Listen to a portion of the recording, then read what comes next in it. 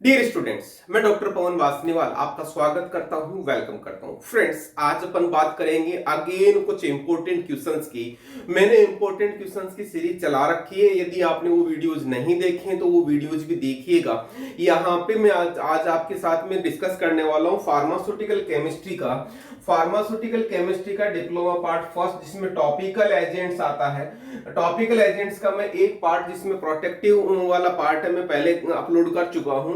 यहाँ पे अब बात करेंगे anti microbials. Okay, anti microbials जब भी बात करते हैं तो एंटी माइक्रोबियल्स का यहाँ पे ध्यान देना, बहुत सारे कंपाउंड्स हैं जिनको आपको याद करना जरूरी है। जिसमें पहला है हाइड्रोजन पेरोक्साइड, पहला, दूसरा है पोटेशियम परमैंगनेट, तीसरा है क्लोरीनेटेड लाइम, चौथा है आयोडीन एंड आयोडीन सॉल्यूशंस, पांचवा है यहाँ पे पोविडोन आयोडीन, छठा है यहाँ पे बोरिक एसिड एंड बोरैक्स, सातवां है यहाँ पे silver pro nitrite and mild silver protein, आठवां है यहाँ पे मरकरी एंड मरकरी ऑक्साइड, और नाइन्थ है यहाँ पे अमोनिएटेड मरकरी। क्लियर? यहाँ पे ध्यान देने वाली बात यह है, आपको ये सारे के सारे एग्जाम्पल्स आपको लर्न करने हैं। सारे के सारे एग्जाम्पल्स लर्न हो जाएंगे तो आपको पूरा क्वेश्चंस मिलेगा तभी आपको उसको परफेक्टली लिख पाएंगे। तो देखिएगा, इस क्वेश्चन पे, इस एंटी माइक्रोबियल पे जनरली क्वेश्चन 10 नंबर के आसपास तक का आ जाता है या 16 नंबर का भी आ जाता है। तो देखिएगा यहाँ पे किस तरह से क्वेश्चन बनता है, देखना, समझना। क्वेश्चन आपका जैसे पहला क्वेश्चन क्या बनता है, define and classify anti microbial agents. Okay, फिर उसके बाद में नेक्स्ट आ जाता है इसी में, explain the mechanism of action of antimicrobials। Okay, तो इस तरह से क्वेश्चन बनता है। इसका मतलब क्या हुआ? इसका मतलब यह है कि एंटी माइक्रोबियल, देखना क्वेश्चन को आपको समझने की देरी है, आपका आंसर ऑटोमेटिक मिल जाएगा। पहला डेफिनेशन पूछा है, फिर क्लासिफिकेशन पूछा है, फिर उसके बाद में मैकेनिज्म ऑफ एक्शन पूछा है। तो ध्यान देना यहाँ पे आंसर कैसे लिखना है, देखिएगा। सबसे पहले आपको उसका डेफिनेशन लिखना है। डेफिनेशन को कैसे लिखेंगे? एंटी माइक्रोबियल समझ में आ रहा होगा तो आपको आंसर कैसे करना है?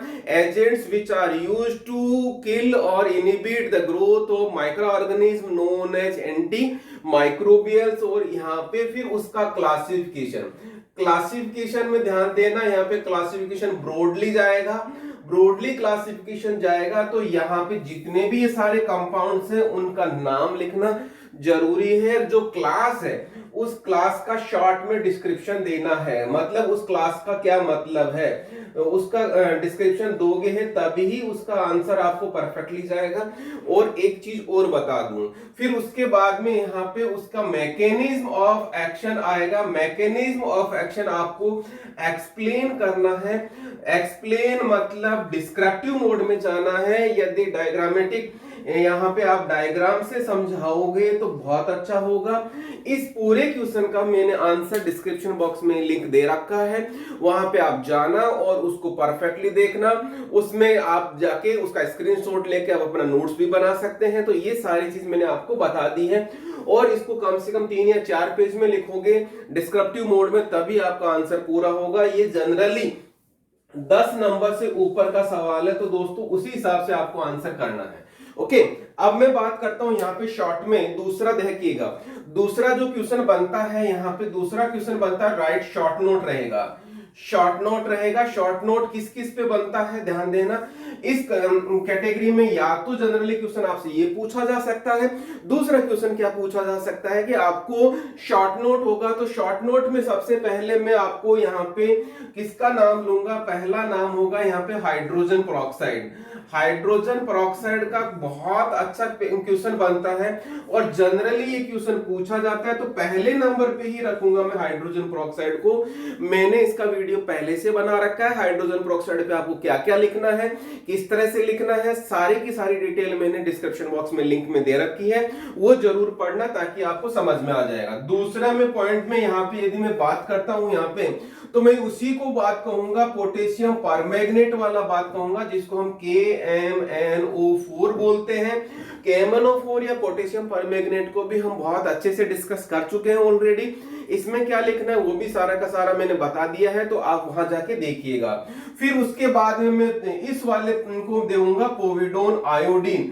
थर्ड को मैं कहूंगा पोविडोन आयोडीन। पोविडोन आयोडीन क्या होता है या इसका क्या एडवांटेज है या इसका क्या यूज है, इसको कैसे बनाते हैं, क्या केमिकल इनकम्पेटिबिलिटी है, कैसे इसको स्टोर करेंगे, कौन कौन से इसके यूजेस होंगे, वो सारे के सारे पॉइंट्स अपन इसमें लिखेंगे। अगेन डिस्क्रिप्शन बॉक्स में लिंक दे रखा है।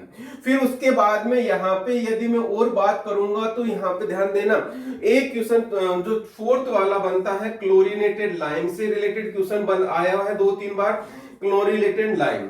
ओके, तो यहाँ पे इस तरह से ये 4 जनरल जो क्वेश्चन बनते हैं वो क्वेश्चन इन पे बनते हैं प्रीफर्डली।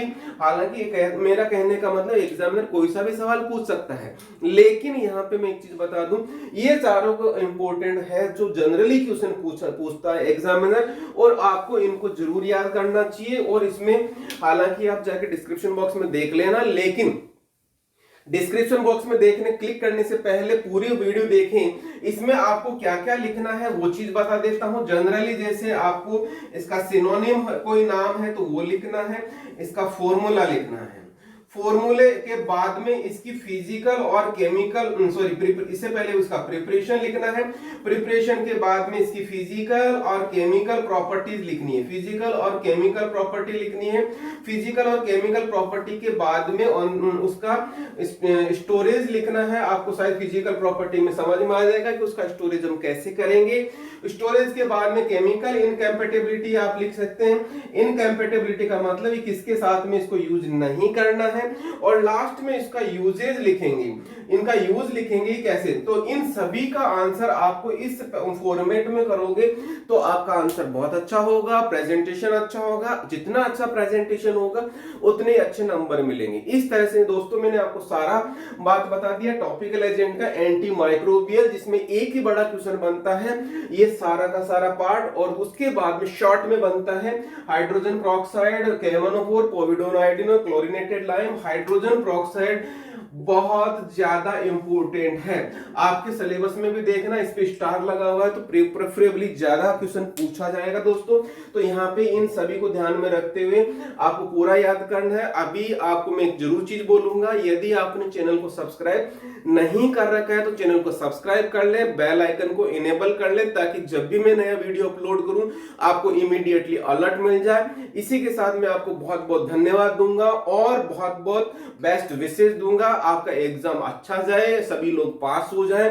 और कोई सा क्वेश्चन टॉपिक पढ़ना है तो कमेंट सेक्शन में जरूर कमेंट करें, कौन सा आपको टॉपिक पढ़ना है, कौन से स्टूडेंट आप हो और किस तरह से आपको क्वेश्चन कोई चीज पढ़नी है, कौन सा टॉपिक प्रीफरेबली पढ़ना है, तो वो जरूर बताएं।